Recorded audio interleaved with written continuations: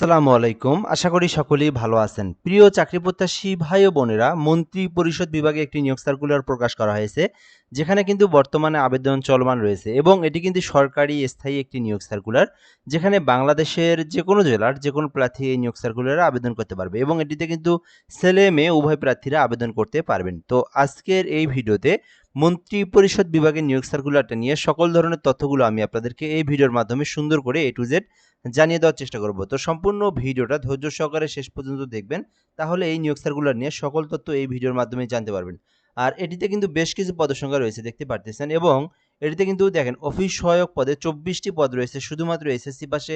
এছাড়াও এখানে বেশ কিছু পদসংখ্যা রয়েছে শুধুমাত্র এসএসসি পাশে আবেদন করা যাবে। যারা এইচএসসি পাস তাদের জন্য শিক্ষাগত যোগ্যতা অনুযায়ী বিভিন্ন পদসংখ্যা রয়েছে। যারা অনার্স পাস, ডিগ্রি পাস, সবার জন্য শিক্ষাগত যোগ্যতা অনুযায়ী পদসংখ্যা রয়েছে। তো এই জন্য আপনারা সম্পূর্ণ ভিডিওটা ধৈর্য সহকারে একদম শেষ পর্যন্ত দেখবেন। কিভাবে আবেদন করতে হয় সেই বিষয়টা আমি আপনাদেরকে এই ভিডিওর মাধ্যমে ক্লিয়ার করে দেবো। আরেকটা বিষয় বলে রাখি, যারা আমাদের এই চ্যানেলের নতুন ভিডিওটা দেখতেছেন অবশ্যই চ্যানেলটি সাবস্ক্রাইব করে রাখবেন। বাংলাদেশের সরকারি সকল নিয়োগ সার্কুলার তাহলে আপনি আমাদের মাধ্যমে জানতে পারবেন। আর ফেসবুক পেজ আছে আমাদের জবস প্লাস বিডি, এইখান থেকে যারা ভিডিওটা দেখতেছেন অবশ্যই পেজটি ফলো দিয়ে রাখবেন। ফেসবুকে আপনি সবার আগে আমাদের মাধ্যমে নিয়োগ সার্কুলারগুলো জানতে পারবেন। মন্ত্রী পরিষদ বিভাগের আওতাধীন তোষাখানা ইউনিট, তোষাখানা জাদুঘরের বিভিন্ন ইউনিটে আবার বিভিন্ন পদসমূহে নিয়োগ সার্কুলার প্রকাশ করা হয়েছে, যেখানে বলা হয়েছে বাংলাদেশের যে কোনো নাগরিকেরা আবেদন করতে পারবেন এবং অনলাইনের মাধ্যমে এই যে cabinet.teletalk.com.bd এই লিঙ্কের মাধ্যমে আবেদন করতে হবে। এই বিষয়গুলো এখানে বলে দেওয়া হয়েছে। তো পদের নাম দেওয়া হয়েছে এখানে। ১ নম্বর পদের নাম ৬০ মুদ্রাক্ষরিক কাম কম্পিউটার অপারেটর, যেখানে ৫টি পদ রয়েছে ১৩ গ্রেডের। শিক্ষাগত যোগ্যতা চাওয়া হয়েছে যাদের অনার্স পাস রয়েছে অথবা যাদের ডিগ্রি পাস রয়েছে এবং যাদের কম্পিউটার সম্পর্কে ভালো জ্ঞান রয়েছে, টাইপিংয়ের যাদের দক্ষতা ভালো রয়েছে, তারা ৬০ মুদ্রাক্ষরিকে আবেদন করতে পারবেন। ২ নম্বর পদের নাম কম্পিউটার অপারেটর, যেখানে ৫টি পদ রয়েছে।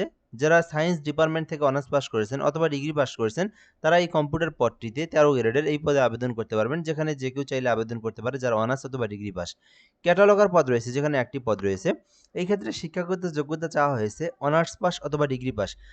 যারা অনার্স অথবা ডিগ্রি পাস এবং যারা যেকোনো ইনস্টিটিউট বা প্রতিষ্ঠান হইতে গ্রন্থকার বিষয়ে ডিপ্লোমা পাস করেছেন, তারা কিন্তু ক্যাটালগারে আবেদন করতে পারবেন। এখানে কম্পিউটার সম্পর্কে বেসিক নলেজ অবশ্যই জানা থাকতে হবে।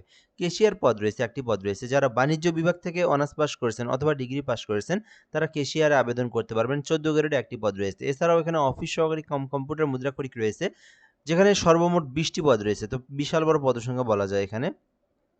শুধুমাত্র এইচএসসি পাশে আবেদন করা যাবে। যারা এইচএসসি পাশে সরকারি চাকরির আবেদন খুঁজে থাকেন এবং কম্পিউটার সম্পর্কে বেসিক নলেজ জানা রয়েছে, আপনারা অফিস সহকারী কাম কম্পিউটার মুদ্রাক্ষরিক পদটিতে আবেদন করতে পারবেন, যেখানে ১৬ গ্রেডে যে কেউ চাইলে আবেদন করতে পারে শুধুমাত্র উচ্চ মাধ্যমিক পাশে। এছাড়াও ডাটা এন্ট্রি কন্ট্রোল অপারেটর রয়েছে, শুধুমাত্র এইচএসসি পাশে আবেদন করা যাবে, ২টি পদ রয়েছে।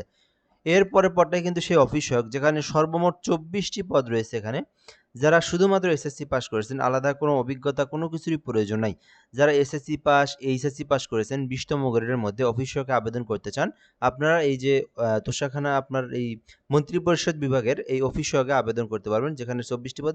বাংলাদেশের যেকোনো জেলার যে কেউ প্রার্থী আবেদন করতে পারবে।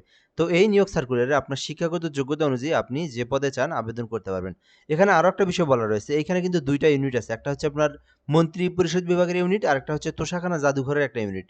এখানে আবার বেশ কিছু পদসংখ্যা রয়েছে। মডেলার নিয়োগ দেওয়া হবে একটি, যেখানে চারুকলা থেকে অনার্স ডিগ্রি পাশে আবেদন করতে পারবেন। স্টোর কিপার একটি রয়েছে, যেখানে অনার্স ডিগ্রি পাশে আবেদন করতে পারবেন। কম্পিউটার অপারেটর রয়েছে উচ্চ মাধ্যমিক, এইচএসসি পাশে আবেদন করতে পারবেন। গ্যালারি অ্যাটেন্ডেন্ট রয়েছে, 4টি পদ রয়েছে, এইচএসসি পাশে আবেদন করতে পারবেন। ডাটা এন্ট্রি কন্ট্রোল অপারেটর রয়েছে, যেখানে শুধুমাত্র এইচএসসি পাশে আবেদন করতে পারবেন।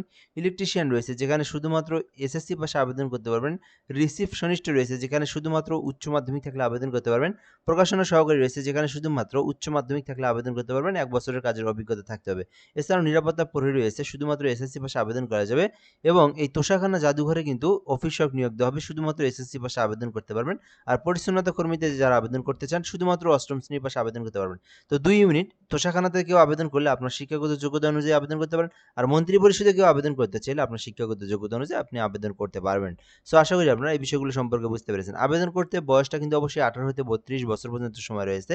সো এর মধ্যে আপনাদেরকে অবশ্যই আবেদনটা করতে হবে। আর এখানে বলা হয়েছে যে আবেদনের প্রসেসটা বলে দেওয়া হয়েছে। তো এই আবেদনটা কিন্তু একেবারে এই মে মাসের 28 তারিখ পর্যন্ত চলমান থাকবে। বর্তমানে আবেদনটা চলমান রয়েছে। মে মাসের 28 তারিখ পর্যন্ত আবেদনটা করতে পারবেন এবং কিভাবে আবেদন করবেন, আবেদনের প্রসেস। যারা নিজেরা আবেদন করতে পারেন, যাদের নিজেদের ল্যাপটপ, কম্পিউটার, পিসি রয়েছে বা নিজেরাই আবেদন করতে পারেন, আপনারা Google Chrome ব্রাউজার যেকোনো ব্রাউজারে cabinet.teletalk.com.bd লিখে সার্চ করলেই আপনারা আবেদনের ফর্ম পেয়ে যাবেন। ওখান থেকে আপনাদেরকে আবেদনটা করতে হবে। এর মধ্যে আমরা আমাদের একটা সার্ভিস বিষয়ে আপনাদেরকে আলোচনা করি। আপনারা চাইলে আমাদের মাধ্যমে ঘরে বসে থেকে একদম নির্ভুলভাবে অ্যাপ্লিকেশন করে নিতে পারবেন। শুধু এই সার্কুলার না, বাংলাদেশের যেকোনো সরকারি চাকরির আবেদন আপনি ঘরে বসে নির্ভুলভাবে আবেদন করতে এই নাম্বারে হোয়াটসঅ্যাপে এসএমএস করবেন। আমরা আপনাকে আবেদন করে সঙ্গে সঙ্গে অ্যাপ্লিকেশন কপির পিডিএফটা দিয়ে দিতে পারবো।